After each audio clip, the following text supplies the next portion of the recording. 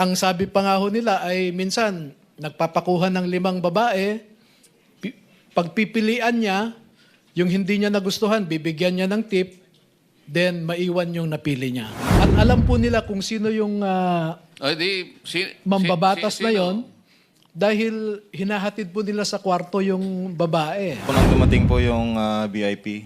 Sino po yung VIP? Si Senator Erwin Tulfo, Your Honor.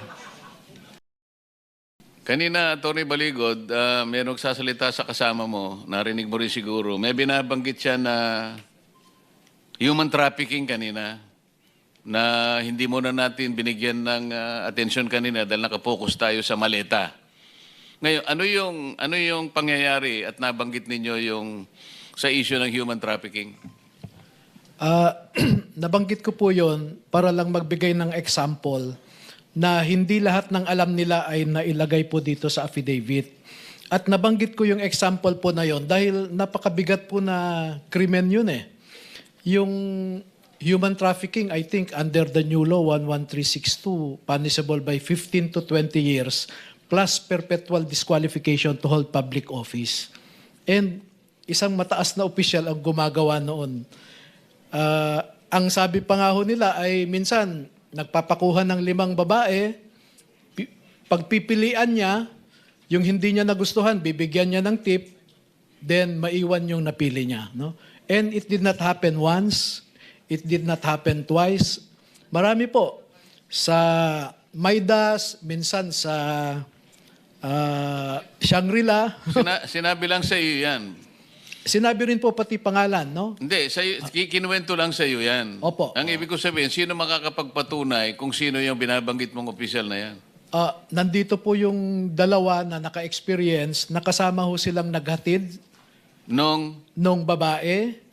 At Teka, ilang pagkakataon? 2? 2 beses po na So, mamimili siya mula sa 5, ganon? minsan 3, minsan 2 ang dadalhin po. Namimili muna siya. Namimili, and then yung napili niya, may iwan doon.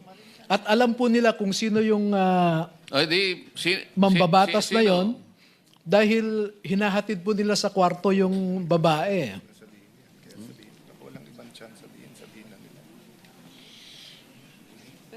Ikwento na lang ng Marino para... Yung siguro kung sino na lang nakakaalam. Kasi sinabi lang sa'yo, mahirap naman yon. Baka mamaya mabanggit mo, hindi naman totoo. Yung magtapat na lang yung talagang nakakita ng sinasabi mo at patunayan po ninyo na ang sinasabi ni Atty. Baligod ay totoo. Your Honor, ako po yung naka-experience doon sa Maidas. Pwedeng pakidetalye po ninyo? Your Honor, unang dumating po yung VIP. Sino po yung VIP? Si Senator Erwin Tulfo, Your Honor. Tapos po, maya-maya dumating din po yung 2 babae. Inakyat po namin doon sa president. Akala ko 3 pinagpipilian, pinakamababa. 5. 2 lang pala. Yung sa akin po, pero maraming beses po yan. Hindi lang po sa Maidas, meron din po sa Shangri-La. 5, 3 po ang dinadala. O kulang ang nabalitaan mo. Sabi mo kasi 2 beses lang, Atty. Baligod. Ayon sa kanila, maraming beses. Saan lugar?